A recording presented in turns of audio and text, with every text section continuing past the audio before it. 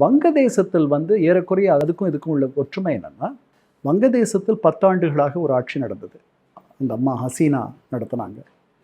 அந்த அம்மா 10 ஆண்டுகள்லாம் யாரும் ஆட்சி பண்ணக்கூடாது. ஏன்னா நீங்கள் உங்களுக்கு உங்களுடைய குறைகள் தெரியாது. உங்களையே நீங்கள் சுய பரிசோதனை செய்து கொள்வதை நிறுத்தி விடுவீர்கள். 10 ஆண்டுகள் மெத்தனமாகி விடுவீர்கள். உங்களுக்கு மக்களுடைய குறைகள்லாம் தெரியாது. அதுதான் வங்கதேசத்தில் அந்த ஒரு நிலை வந்துருச்சு. அவர்கள் இஸ்லாமிய தீவிரவாதிகளை அடக்குகிறேன் என்று சொல்லி எதிர்ப்பு சக்திகள் அத்தனையையும் வாயடைத்து விட்டார்கள். இது இன்னொரு புறம். அப்புறம் அவர்களுக்கும் ஆளும் வர்க்கம், அவர்களுடைய குடும்பத்தைச் சேர்ந்தவர்களுக்கு சலுகைகள் அதெல்லாம் நடந்துச்சு. அவர்களுடைய அக்கா மகளோ அவர் இங்கிலாந்தில் ஒரு அமைச்சராக இருக்கிறார். அவர் இப்போ பதவி விலகிட்டார் ஒரு 2 மாதம் முன்னாடி. ஹசீனாவுடைய உறவுக்கார பெண்.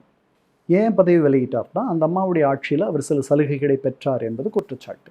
இந்த குற்றச்சாட்டு வந்த உடனேயே அவர் வெள்ளைக்காரர்கள் ஆட்சியில் இதெல்லாம் முறையாக நடக்கும், அவர் இறங்கிட்டாங்க.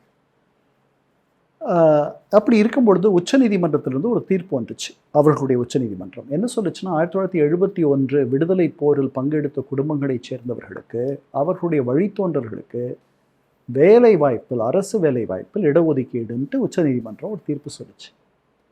அதை பிடிக்கலை பல பேருக்கு. என்னடா இது, நிறைய பேர் வேலை இல்லாத இருக்கோம், இதில் இவங்களுக்கு மட்டும் என்ன இவ்வளோ பெரிய இடஒதுக்கீடுன்னு சொல்லிட்டு அந்த இடஒதுக்கீடை அதுக்கப்புறம் குறைச்சாங்க. பெரிய அளவில் இருந்துச்சு, அப்புறம் குறைச்சாங்க.